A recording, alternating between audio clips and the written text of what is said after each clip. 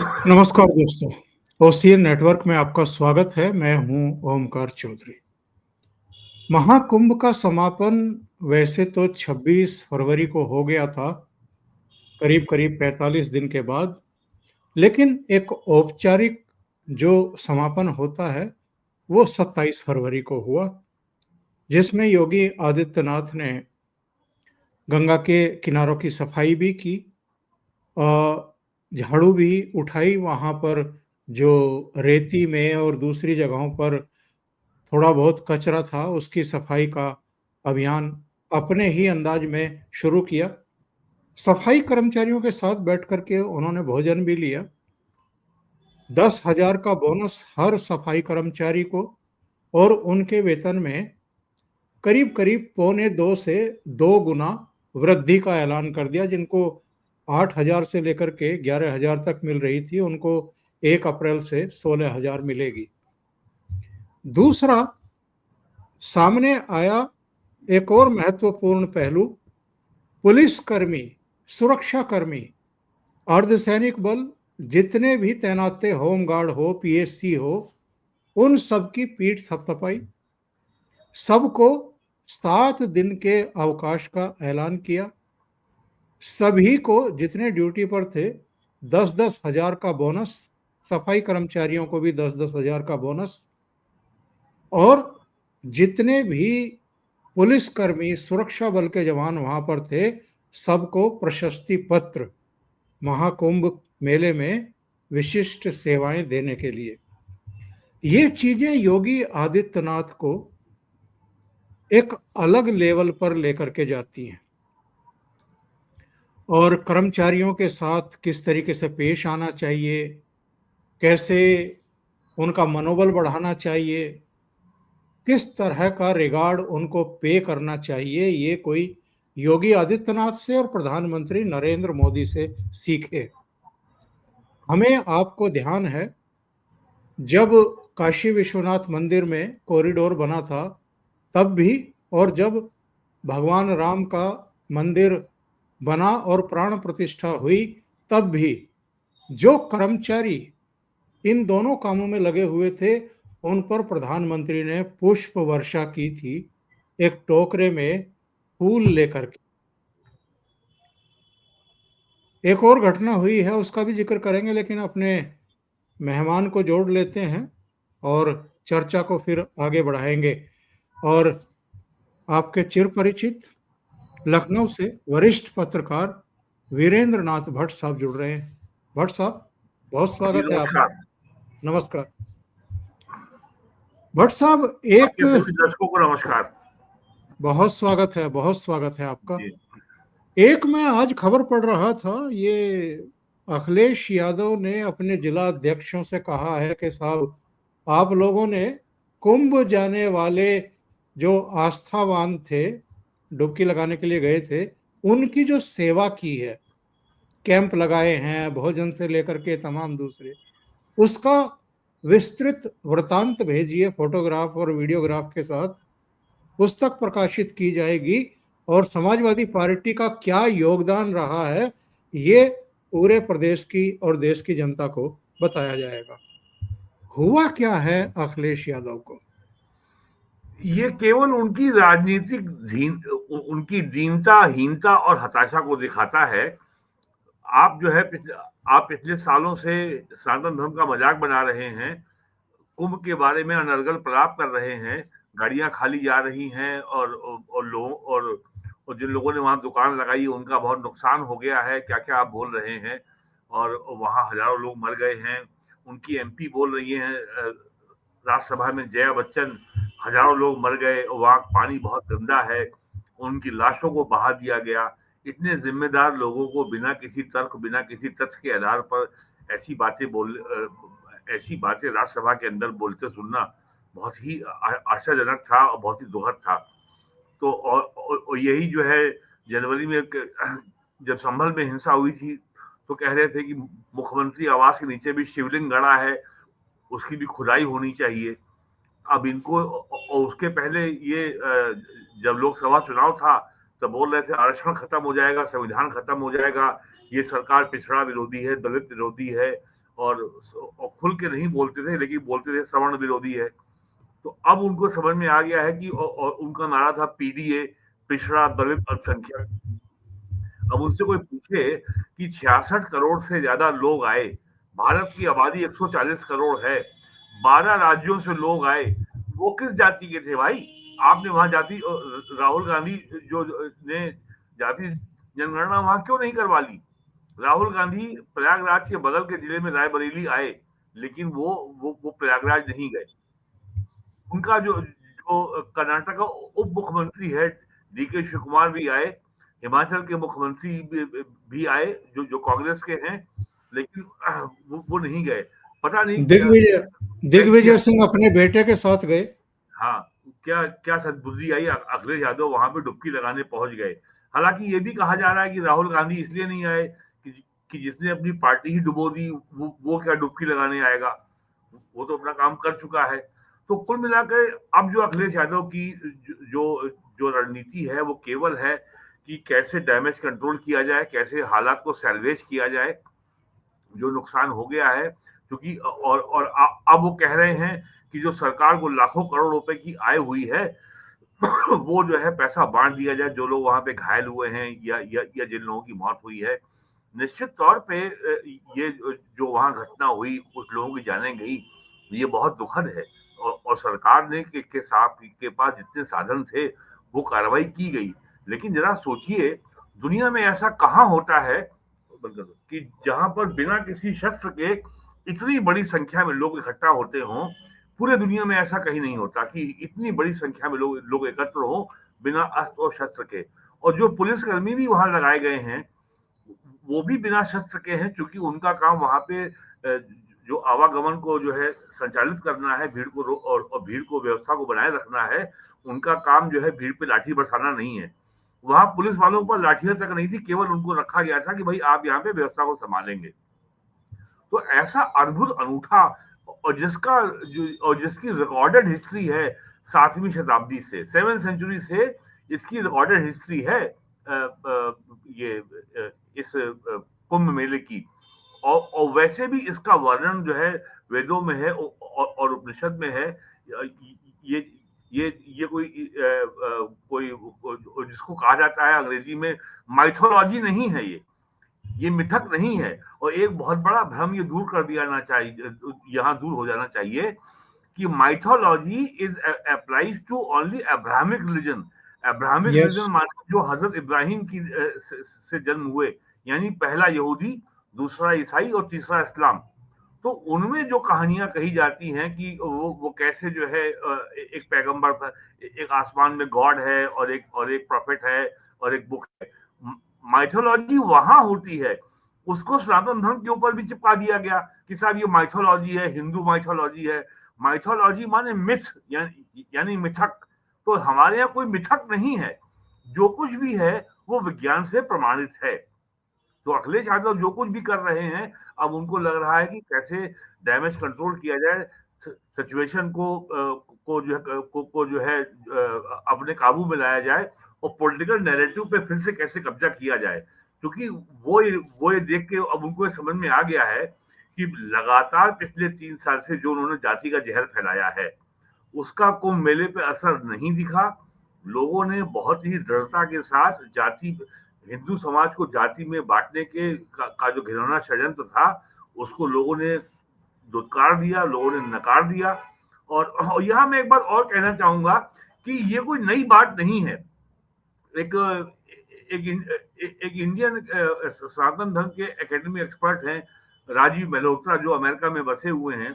उन्होंने आज से 12 साल पहले लिखा था 2013 में कि अमेरिका की हार्वर्ड यूनिवर्सिटी में एक प्रोजेक्ट चल रहा है, उसका नाम ही है हार्वर्ड को मेला प्रोजेक्ट। और हार्वर्ड को मेला प्रोजेक्ट 2013 से काम चल रहा था कि कैसे इसको स्टडी किया जाए, कहाँ इसमें षड्यंत्र किया जाए, कहाँ लोगों की आस्था इसमें कम की जाए।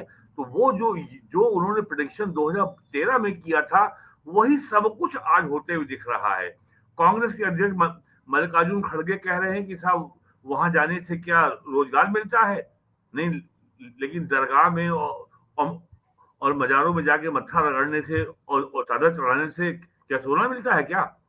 तो ये सब जो कुछ भी किया गया, ममता बनर्जी हों, राहुल गांधी हों, मल्लिकार्जुन खड़गे हों, अखिलेश यादव हों, लालू यादव हों, इन सब ने जो बयान दिया है वो केवल जिस षड्यंत्र की ओर इशारा राजीव मल्होत्रा ने किया था, वो सारी बातें आज हमको 12 साल बाद होती हुई दिख रही हैं।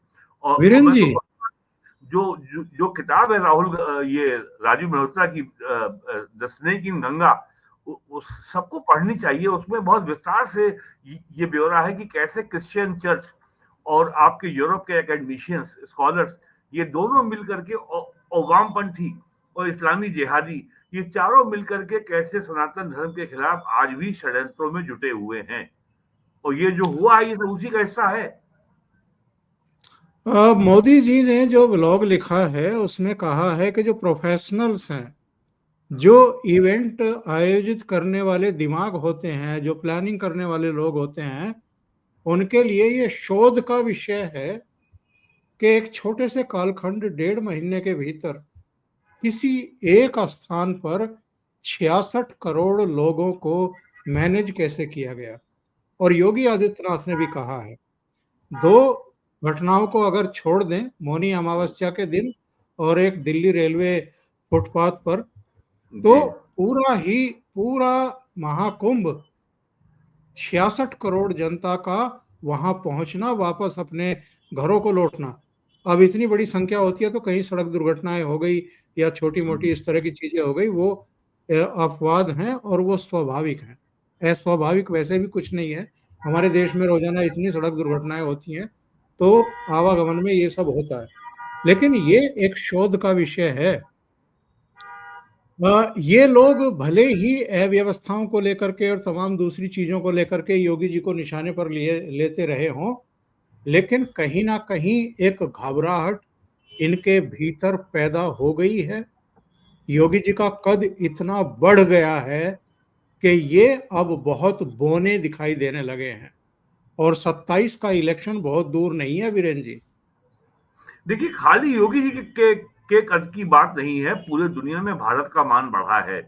पिछले 80 आजादी के बाद से भारत को सपेरों के देश के रूप में हमेशा बताया गया है। यहाँ भूखे नंगे लोग रहते हैं और यहाँ भुखमरी है, यहाँ गरीबी है।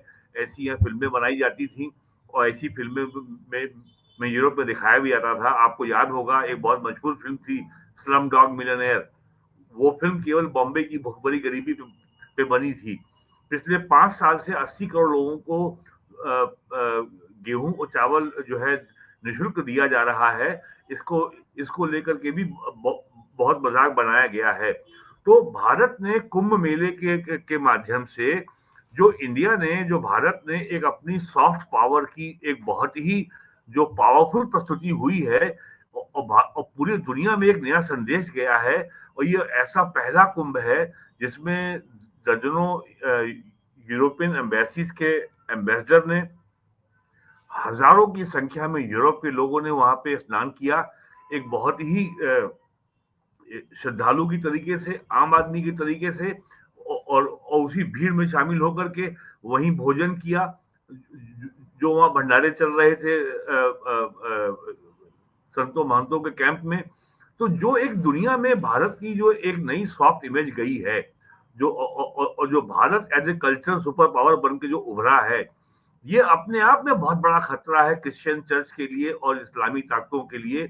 और जिनको कहा जाता है पंच मक्कार, मैकाले, मार्क्सवादी, मुल्ला और मिशनरी और मीडिया, ये जो और यहाँ मीडिया में, विदेशी मीडिया में है, खासकर यूरोप अमेरिका का, और उसमें इंडिया का भी अंग्रेजी मीडिया शामिल है, जो केवल नरेंद्र मोदी के खिलाफ जहर उगलता है, योगी जी के खिलाफ जहर उगलता है और कुछ नहीं करता है। तो ये जो ग्लोबल पावर का सिस्टम है, जो पावर इक्विलिब्रियम है, जो ग्लोबल पावर बैलेंस है, उसमें भारत ने अपनी बहुत दमदार मजबूती अपनी वहां दर्ज कराई है।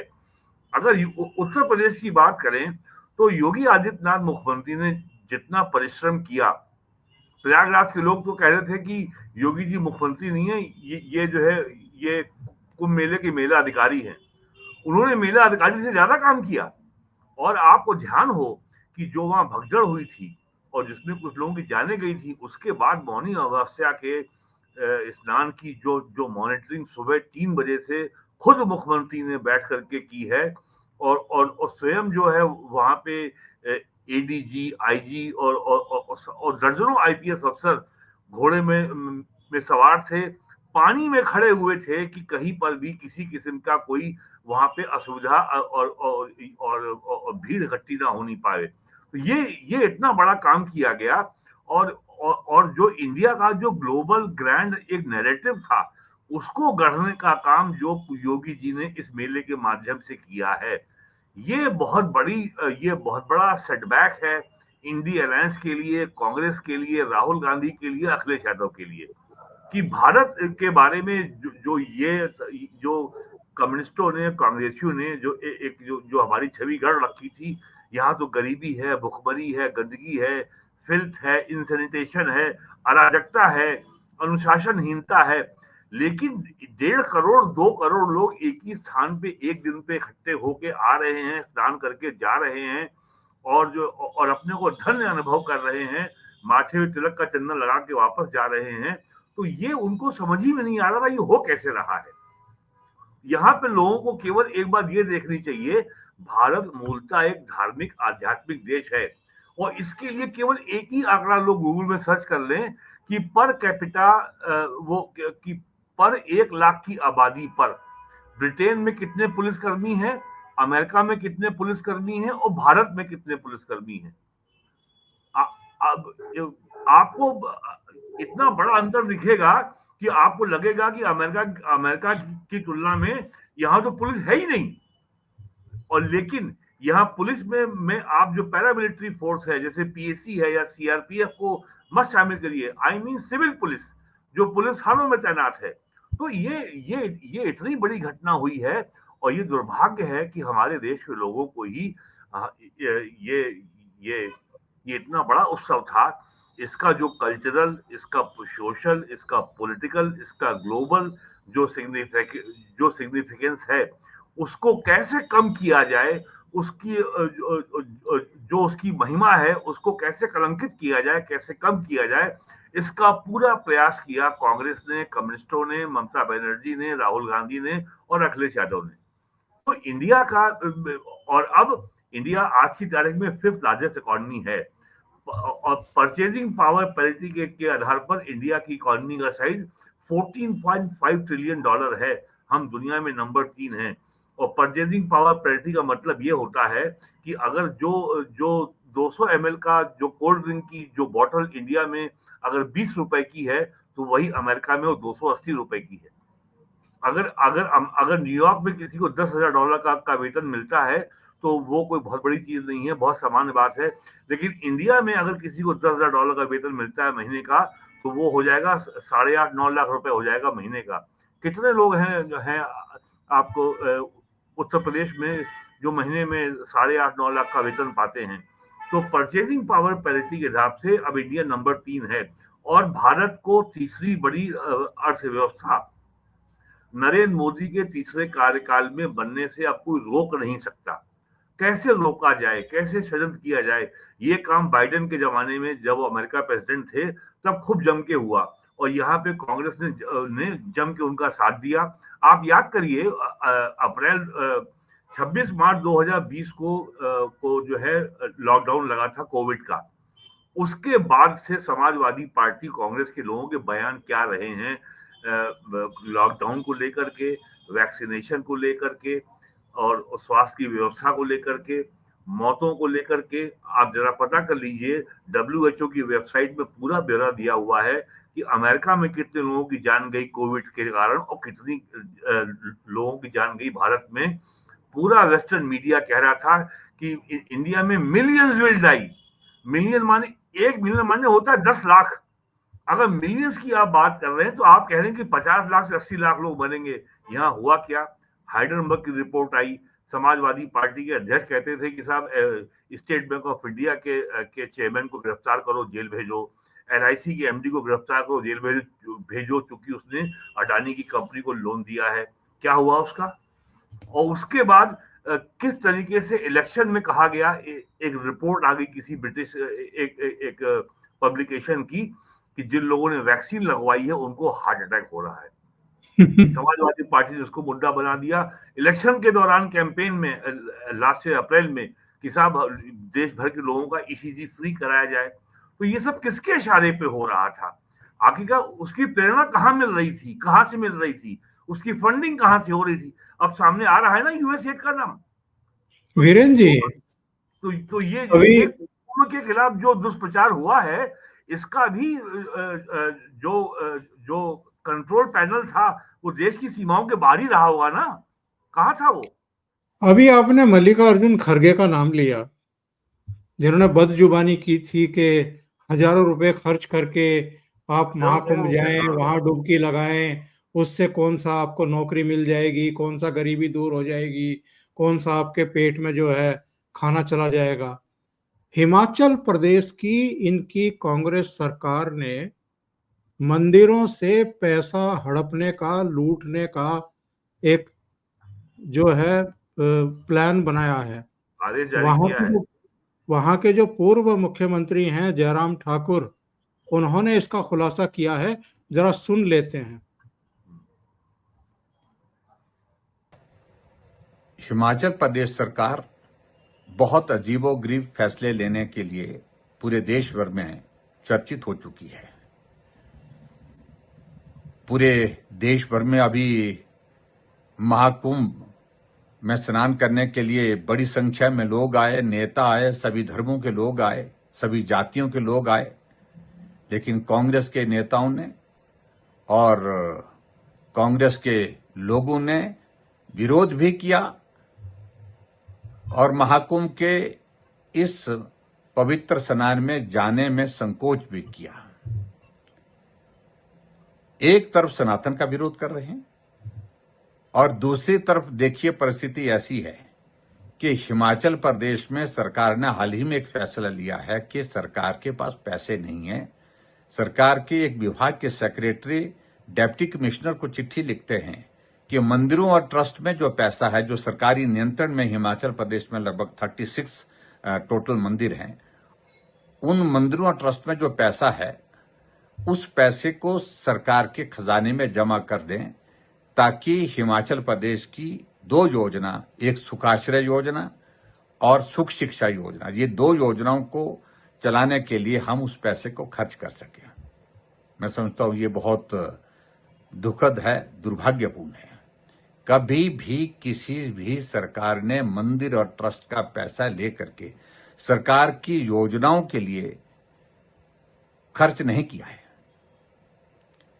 जब भी पैसा अगर मंदिर ट्रस्ट से अगर लिया गया है तो कोई आपदा आ गई, जैसे कोविड का दौर था, जैसे बाढ़ बरसात के कारण बहुत बड़ा नुकसान हुआ, लोगों की जिंदगी चले गई, उस वक्त मदद करने के लिए मुख्यमंत्री राहत कोष में मदद अगर मंदिरों और ट्रस्ट से ली जाती वो समझ में आती है। सीएम रिलीफ फंड में गरीब लोगों के इलाज के लिए, गरीब लोगों की मदद करने के लिए पैसा लिया जाता है, वो समझ में आती है। लेकिन सरकार की बजटेड योजनाओं को चलाने के लिए मंदिर ट्रस्ट से पैसा लेने के लिए आदेश ही नहीं करना, आदेश के अलावा बार बार फॉलोअप किया जा रहा है कि जल्दी पैसा भेजो, जितना भी पैसा है भेजो। ये वही हिमाचल प्रदेश है, कांग्रेस शासित हिमाचल प्रदेश, जिसमें एक महीने में ऐसी भी नौबत आ गई थी कि कर्मचारियों को वेतन और पेंशन के भुगतान के लाले पड़ गए थे। और ये लोग अब मंदिरों का खजाना, ट्रस्ट का खजाना लूटने पर आमादा है। एक तरफ तो आप सनातनियों को गाली देते हैं, आप महाकुंभ में जाते तक नहीं हैं, और दूसरी तरफ आपका ये एक बदरूप चेहरा सामने आ रहा है जो हिमाचल में कर रहे हैं। यही कांग्रेस का असली चेहरा है। ये तो हिमाचल प्रदेश के मतदाताओं को अपना सर दीवार में मारना चाहिए कि आपने केवल इस लालच में वोट दिया था कांग्रेस को कि ये पुरानी पेंशन योजना को बहाल कर देंगे। क्या की उन्होंने आज तक? मतलब कोई आपके आगे लॉलीपॉप फेंकेगा, कोई टुकड़ा डालेगा, आप उसके पास चल देंगे। तो जिस समाज को अपने लॉन्ग टर्म इंटरेस्ट की समझ नहीं है, उसका दीर्घकालिक, उसका सामाजिक, उसका धार्मिक हित कहाँ है, जिस समाज को ये समझ नहीं है उसका यही तो होगा, और क्या होगा। दिल्ली के लोगों के संग इतना बड़ा छल किया 10 साल अरविंद केजरीवाल ने। अब सीएजी की रिपोर्ट सामने आ रही है कि मोहल्ला क्लिनिक एक पूरा फ्रॉड था, पाखंड था, झूठ था, और कितनी व्यापक पैमाने पर भ्रष्टाचार हुआ है, कितनी लूट हुई है, और पूरे दिल्ली में जगह जगह सरकारी जमीन पे कब्जा करा करके, स्लम को बसा करके कितनी पैसे की वसूली की है उनके विधायकों ने। अभी कहानी सामने आ रही है, और कांग्रेस का यही गंदा चेहरा आपको दिखाई पड़ेगा कर्नाटक में, जहां सरकार के लोग के अधिकारी पुलिस को लेकर के जाके मंदिरों में जा रहे हैं और दान पत्र को सीधे सीधे वो उठा के ले जा रहे हैं, वो कह रहे हैं पैसा गवर्नमेंट का है। तो अब ये समझ में आ जाना चाहिए। और ये खड़गे को इस बात का जवाब मिल गया है कि क्या कुंभ में स्नान करने से रोजगार मिल जाएगा? नहीं मिलेगा, लेकिन जो पैसा मंदिरों में आया है वो पैसा सरकार लूट लेगी, और वो पैसा फिर बांटेगी मुसलमानों में, और इससे देश का भला हो जाएगा। तो ये अपने आप में कांग्रेस का जो सबसे विभत्स चेहरा है, जो सबसे घिनौना चेहरा है, वो एक्सपोज हो गया है हिमाचल में। और मेरा मानना है कि भारतीय जनता पार्टी को उसको बड़ा मुद्दा बनाना चाहिए, और ये हर संभव तरीके से ये किसी भी तरीके से इनकी किसी कांग्रेस एक ऐसी पार्टी है जिसकी कोई विचारधारा नहीं है। और मैं तो कहता हूं ये तो अंग्रेजों की बनाई हुई पार्टी है। एओ ह्यूम ने बनाई थी पार्टी, जो उस समय इटावा का डीएम था 1885 में। और जिस पार्टी का गठन अंग्रेजों ने किया, वो पार्टी कहती है कि हमने देश को आजाद कराया, और लोग इसको मानते भी हैं। अगर देश को आपने, और ये भी झूठ फैलाया गया कि 15 अगस्त को देश आजाद हुआ था। 15 अगस्त को अगर देश आजाद हुआ था तो नेहरू ने प्रधानमंत्री पद की शपथ किस आधार पे ली थी? हर मैजेस्टी क्वीन के लिए लॉयल्टी के आधार पे शपथ ली थी। लेकिन जिन्ना ने हर मैजेस्टी क्वीन की प्रतिष्ठा में या उनके प्रति लॉयल्टी की शपथ नहीं ली थी। जिन्ना ने कुरान के आधार पर शपथ ली थी। हमारे पास भी भगवत गीता थी, लेकिन हमने क्या किया? तो ये कांग्रेस का चेहरा जितना गंदा है, जितना और जितना विद्रूप है, और जितना घिनौना है, वो सामने आ रहा है। वीरेन जी, आखिर में एक टिप्पणी इस पर जरूर चाहूंगा। वक्फ संशोधन बिल कैबिनेट से मंजूर हो चुका है, और ये संकेत मिल रहे हैं, इस पर मैंने एक प्रोग्राम भी किया है, कि होली के तुरंत बाद इसको, यानी 14 मार्च के बाद कभी भी इसको संसद में पेश कर दिया जाएगा। पारदर्शिता लाने के लिए, जो गड़बड़ियां हैं, जिन लोगों के कब्जे हैं, अवैध कब्जे हैं, उनको बेनकाब करने के लिए, जिन जमीनों के कागजात नहीं हैं और फिर भी आप उन पर काबिज हैं, ऐसी जमीनों को मुक्त कराने के लिए एक बड़ा स्टेप केंद्र सरकार का है। लेकिन एक सच्चाई ये भी है कि ये जो वक्फ की संपत्तियां हैं, इसका मोर देन 65-70% उत्तर प्रदेश में है। असदुद्दीन ओवैसी खुद कह चुके हैं कि उत्तर प्रदेश वक्फ बोर्ड के पास 1,23,000 संपत्तियां हैं, और उनमें से 1,13,000 के कागजात उनके पास नहीं है। 2027 का इलेक्शन बहुत दूर रह नहीं गया है वीरेन जी। इस बीच बिहार में भी इलेक्शन होना है, असम, तमिलनाडु, पश्चिम बंगाल में भी होना है, और ये लोग तसल्ली से बैठेंगे नहीं, चैन से बैठेंगे नहीं, कुछ ना कुछ खुरापात करेंगे। योगी आदित्यनाथ का जो ट्रैक रिकॉर्ड रहा है अब तक, चाहे सीएए के समय कुछ लोगों ने आग लगाने की कोशिश की हो, उनका भुस भर दिया, उनका बुलडोजर चलना शुरू हो जाता है। इस बार भी अगर इस तरह की हरकतें कराई गई, मुसलमानों को भड़का करके सड़कों पर उतारा गया, तो योगी बाबा का रुख वही होगा जो सीएए के समय था या दूसरे टाइम पर था। देखिए, इसमें एक बात बहुत मजेदार हुई है। जो वक्फ अमेंडमेंट बिल का नाम दिया गया उम्मीद, UMEED, unified Waqf management entitlement and efficiency development bill, और कुछ अंग्रेजी अखबार इतने सेकुलर हैं कि उन्होंने इस बिल का नाम ही नहीं लिखा अपनी खबर में आज। वो इतने नाउम्मीद हो गए। उस कानून का नाम ही उम्मीद है। मैं दोहराता हूं, urban Waqf management entitlement and efficiency development bill 2025, UMEED। तो कुछ अंग्रेजी अखबारों की मजहबी भावनाएं इतनी ज्यादा आहत हो गई कि उन्होंने उसका नाम ही नहीं लिखा। उसका नाम लिखा वक्फ अमेंडमेंट बिल लिखा है, उन्होंने उस बिल का नाम नहीं लिखा पूरा। दूसरी बात जो जो बहुत प्रभावी होने जा रही है, और जिसके लिए मुसलमान बहुत शोर मचाएंगे, लेकिन कोई कानूनी आधार नहीं होगा, वो है प्रॉपर्टी वक्फ इन यूज। अगर एक मस्जिद के बगल में अगर आपका प्लॉट है और वहां पे आप अपनी मोटरसाइकिल खड़ी करते हैं, साइकिल खड़ी करते हैं, कार खड़ी करते हैं, तो आपने कह दिया साहब ये वक्फ प्रॉपर्टी वक्फ इन यूज है।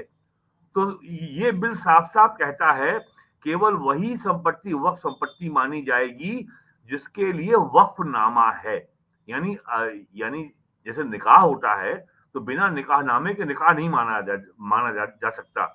उसी तरीके से वैलिड वक्फनामा एज पर मुस्लिम पर्सनल लॉ एक्ट 1939, अगर वक्फनामा नहीं होगा तो वो वक्फ प्रॉपर्टी नहीं माना जाएगा। इसी खतरे को आगाह कर रहे थे ओवैसी कि साहब 1,23,000 प्रॉपर्टी हैं और 1,13,000 के लिए कोई डॉक्यूमेंट नहीं है। तो ये तय मानिए कि जिस प्रॉपर्टी का वक्फनामा नहीं है वो प्रॉपर्टी मुसलमानों के पास नहीं रहेगी। जहां तक आपने बात की सीएए की, तो वो नरेंद्र मोदी का भी पहला टर्म था, वो योगी आदित्यनाथ का भी पहला टर्म था। नरेंद्र मोदी को फिर भी 4-5 साल पूरे हो रहे थे, योगी जी को 2 साल भी नहीं हुए थे।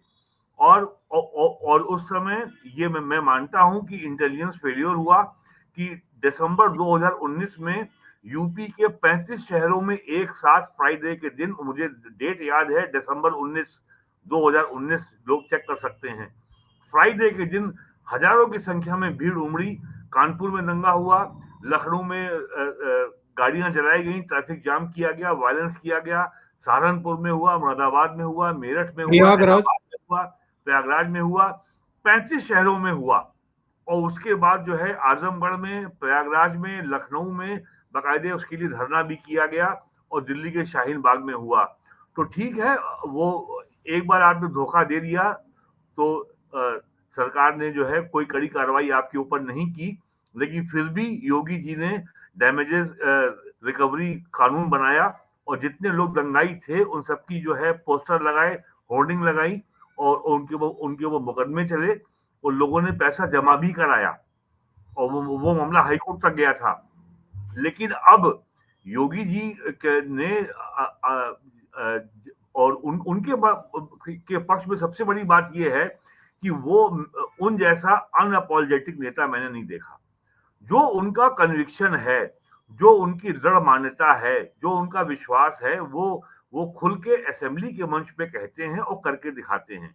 उनको शब्द आप आमतौर पे नेता रेटरिक और जार्गन की भाषा बोलते हैं, शब्द आडंबर और शब्द जाल।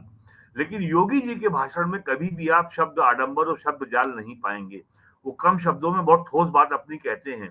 जिस तरीके से उन्होंने विधानसभा में कहा कि गिद्धों को लाश दिखी, सुअरों को वहां गंदगी दिखी, और जो धार्मिक भक्त थे उनको वहां आध्यात्मिक ऊर्जा दिखी, और उनको भक्ति दिखी।